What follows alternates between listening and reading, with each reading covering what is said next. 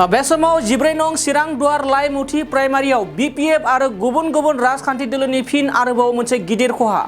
बे समाव नोंथांमोना मिथिगौ दि 14 नं चिरां दुवार बियाबनि रुनिकाटा सान्तिपुर समाबाय बिसायख'थियाव जेननायनि उनावनो फिन आरोबाव बीपीएफनि गोबां मददगिरिजों लोगोसे गुबुन गुबुन दोलोनि गासै मोनजि नखरनि सोद्रोमाफोरा 14 नं चिरां दुवार एमसीएलए एबा 14 नं चिरां दुवारनि एमसीएलए आरो बिटिआर हाग्रा बिफाननि मावफुं सोद्रोमा रनजित बसुमतारी बिथांनि बाहागो लानायनि गेजेरजों यूपीपीएल दोलोआव जयनिं जायो। लोगोसे दिनै जयनिं जानाय नखरफोरनि गेजेरनिफ्राय मिन्थिनानै मोनोदि फैबाय थानाय समाव 14 नं चिरां दुवाराव मावफुं सोद्रोमा रनजित बसुमतारी बिथांनि जौगानायनि खामानि मावनायखौ मोजां मोननानै बीपीएफनि गोबां मावथि आरो मददगिरिफोरा 14 नं चिरां दुवारनि यूपीपीएल दोलोआव जगदान होनाय लामायाव दं होननानै मिथिना मोननाय जादों। नंगौ, बे समाव नोंथांमोनखौ फिन फोरमायबावदि बे समाव 14 नं चिरां दुवार बीपीएफनि मोनसे गिदिर खहा। गासै मोनजि नखरनि एबा बीपीएफनि मददगिरि मोनजि नखरनिफ्राय दिनै 14 नं चिरां दुवार आरो लोगोसे बिटिआरनि मावफुं सोद्रोमा रनजित बसुमतारी बिथांनि दैदेननायखौ मोजां मोननानै दिनै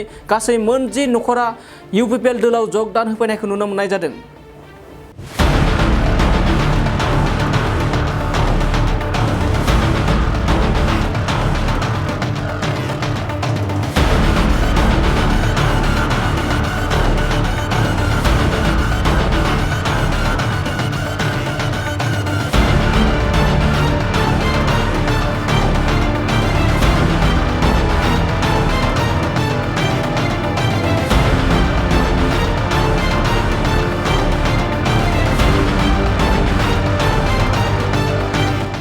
थाखो 8, 9 आरो 10 नि फरायसाफोरनि थाखाय मोनसे गोनां फोसावथाय।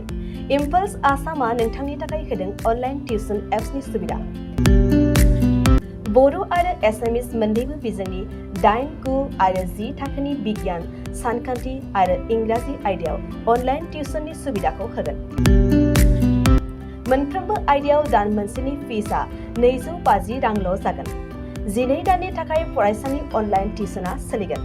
इम्पल्स आसाम अनलाइन टिउसन एपआव live class, online test, online assignment आरो डाउट क्लियरिं सेसननि सुबिदा मोननो हागोन। इम्पल्स आसाम अनलाइन टिउसन एपआव रोंगौथि गोनां एक्सपिरियेन्स फोरोंगिरिफ्रासो फोरोंगोन। गोसो गुदुं फरायसाफ्रा गाव गावनि मबाइलाव गुगल प्ले स्ट'रनिफ्राय इम्पल्स आसाम एपखौ डाउनल'ड खालामनो हागोन। लोगोसेयैनो 8099334099 जानबुं अनजिमायाव थोंजोङै जगाजग खालामनो हागोन।